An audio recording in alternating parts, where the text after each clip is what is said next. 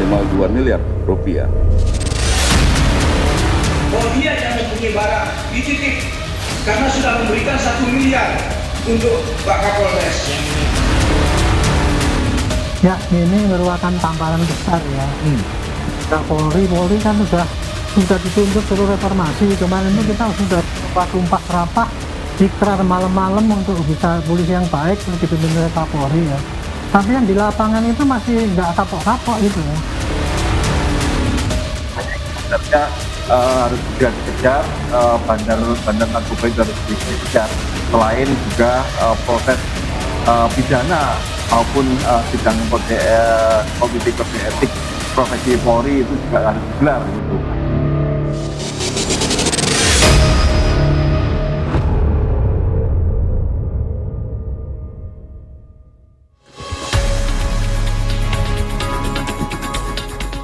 Barreskrim Polri telah menetapkan mantan Kapolres Bima Kota AKBP Didik Putra Kuncoro sebagai tersangka dugaan penyalahgunaan dan peredaran narkoba. Polisi menyatakan telah menyita sejumlah barang bukti narkoba dari rumah pribadi AKBP Didik. AKBP Didik dijerat dengan pasal pidana dan psikotropika dengan ancaman hukuman penjara seumur hidup atau maksimal 20 tahun dan denda hingga 2 miliar rupiah. Barreskrim Polri melakukan penggeledahan di rumah pribadi milik AKBP DPK di daerah Tangerang dan menemukan barang bukti berupa narkotika jenis sabu sebanyak 7 plastik, klip dengan berat total 16,3 gram. Narkotika jenis ekstasi sebanyak 50 butir, pil aprosolam sebanyak 19 butir, pil Happy Vibes sebanyak 2 butir, dan terakhir ketamin sebanyak 5 gram. Khusus terhadap AKBP DPK telah ditetapkan sebagai tersangka. Adapun ancaman pidana penjara seumur hidup atau pidana penjara paling lama 20 tahun dan atau pidana denda paling banyak kategori 6 senilai maksimal 2 miliar rupiah dan pidana penjara paling lama 5 tahun dan atau pidana denda paling banyak kategori 4 sebesar 200 juta rupiah.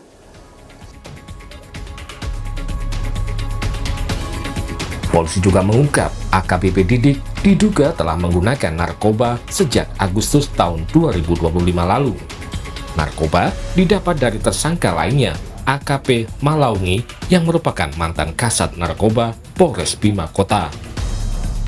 Polisi masih mengejar bandar yang memasok narkoba kepada 2 mantan petinggi Polres Bima Kota tersebut. Baik, itu masuk juga dalam proses pendalaman. Dari hasil pemeriksaan sejauh ini diduga itu sejak bulan Agustus tahun lalu. Ya. Berdasarkan hasil pemeriksaan sejauh ini, barang bukti yang ada di AKBP DPK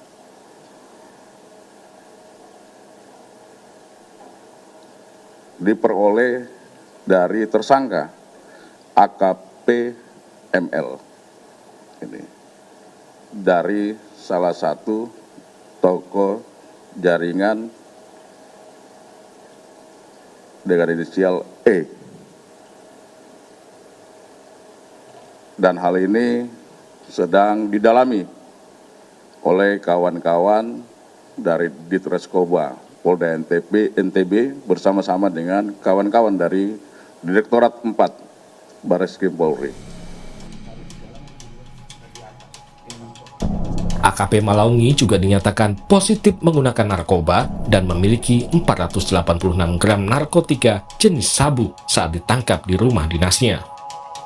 Kuasa hukum Malaungi bilang perbuatan kliennya karena perintah atasan, yakni Kapolres.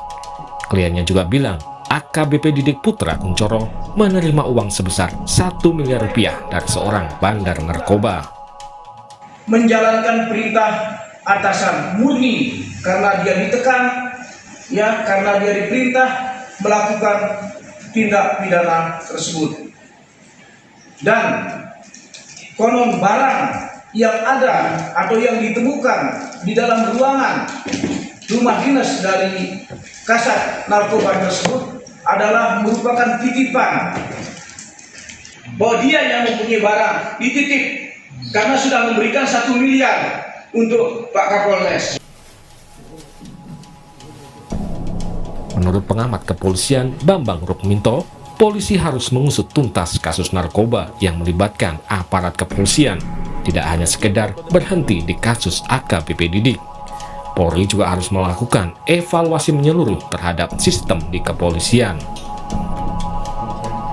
Kalau kita melihat kasus-kasus yang terjadi selama ini, ya, ini tidak berkembang sampai kepada pelaku utamanya, yakni bandar dari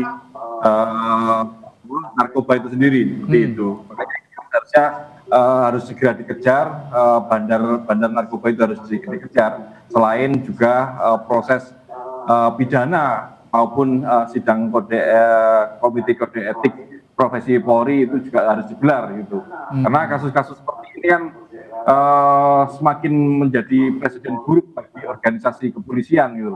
Ini terbongkar dari pengakuan Kasat Narkoba, merasa ditekan dan yang lain-lainnya. Ini juga harus dibentuk semacam whistleblower system ya bagi internal untuk mengadu dan untuk melindungi mereka.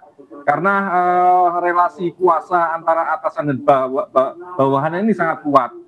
Kalau ini bisa terjadi, dimungkinkan itu dibentuk mekanisme whistleblower terkait dengan pelanggaran-pelanggaran di internal, ini akan menjadi langkah terobosan yang progresif terkait dengan reformasi Polri.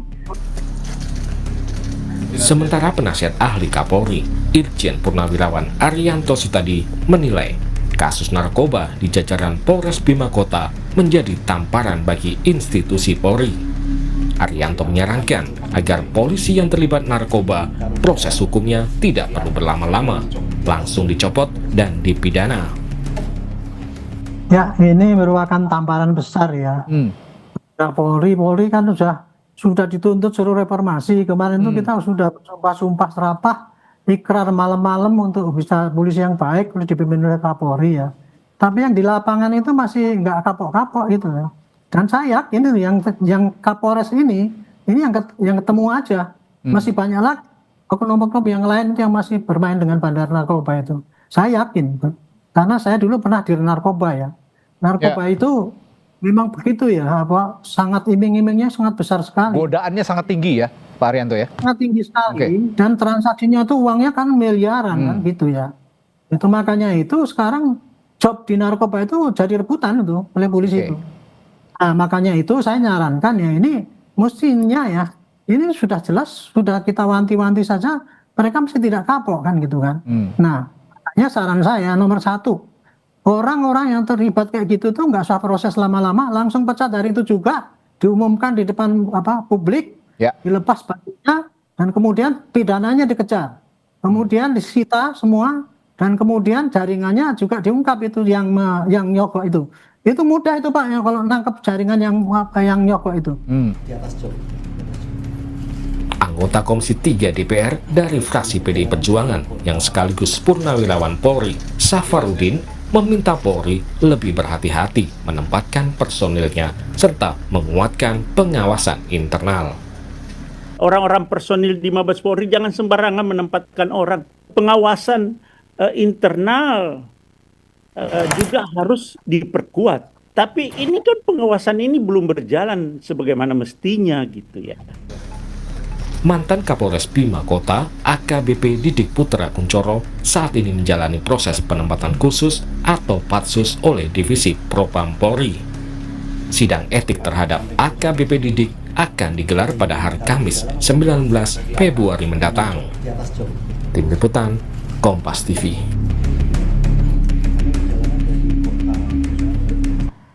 Tetap bersama kami, Saudara. Wacana pengembalian Undang-Undang KPK muncul lagi usai Jokowi setuju aturannya kembali ke versi lama. Kita bahas bersama rekan saya, Radisa Putro, saat lagi.